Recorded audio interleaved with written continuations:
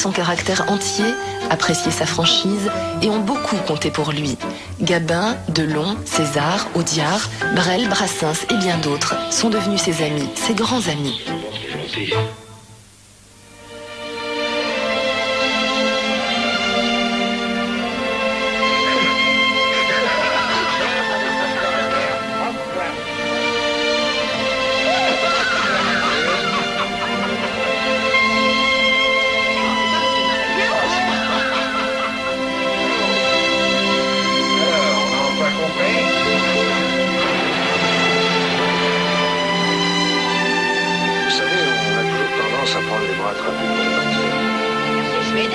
Alors ton patron ne salue pas, les flics me traitent de morue et toi tu dis rien. Qu'est-ce que tu veux que je dise de plus? Ça te suffit pas, non?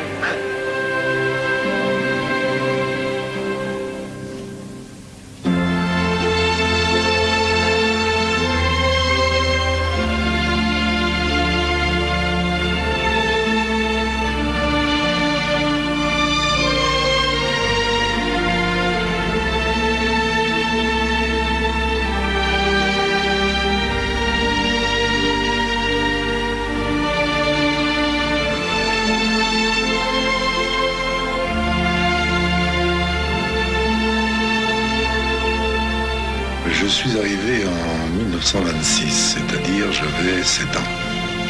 Et je me suis retrouvé dans le quartier des Italiens. Et là a commencé ma vie de jeune immigré.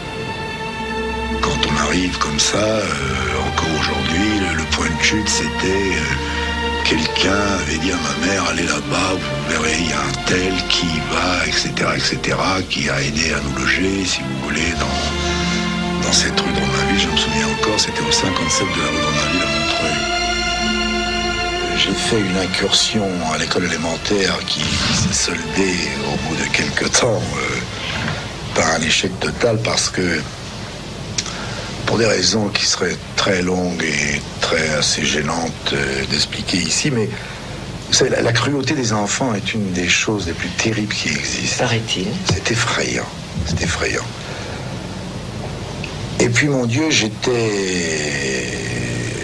Une période est vite arrivée où je me suis retrouvé tout seul avec ma mère, si vous voulez. Et mes études ont été, je vous l'ai dit, très, très, très brèves. Disons que... Mais vous avez été renvoyé de l'école ou quoi? Oui, non, je ne sais plus exactement. Tout ça est assez embrouillé. Mais enfin, j'étais rarement en classe, pour vous dire la vérité. Et où étiez-vous? Dans la cour de l'école, avec un autre petit Italien qui était là. Et alors on passait nos journées dans la cour de l'école, comme ça. Pourquoi? Parce qu'avec les petits Français, ça n'allait pas bien? Bah, à l'époque, ça marchait pas très bien, non. Et puis aussi, peut-être qu'on avait deux foutus caractères. Et puis il y a la barrière du langage.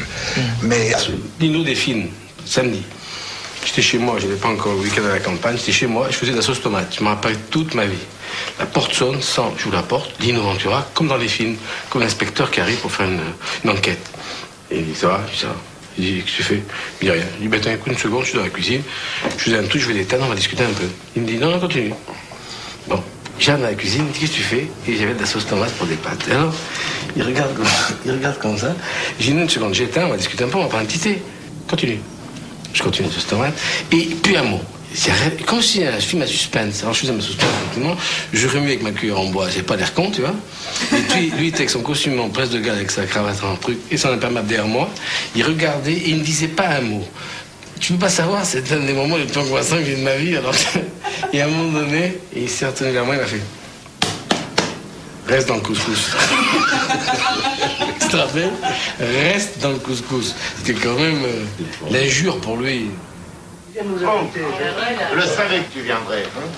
Salut Lino, ça va? Et toi? J'ai pensé à toi à midi, on a pensé à toi à midi à cause des pâtes. On a dit, Lino me les fait comme ça, pas très cuites. Un jour, je vous téléphone à Crépierre, il me dit, tu viens, patati, patata, je dis d'accord. Et il me dit, tu me fais les pâtes, je dis d'accord.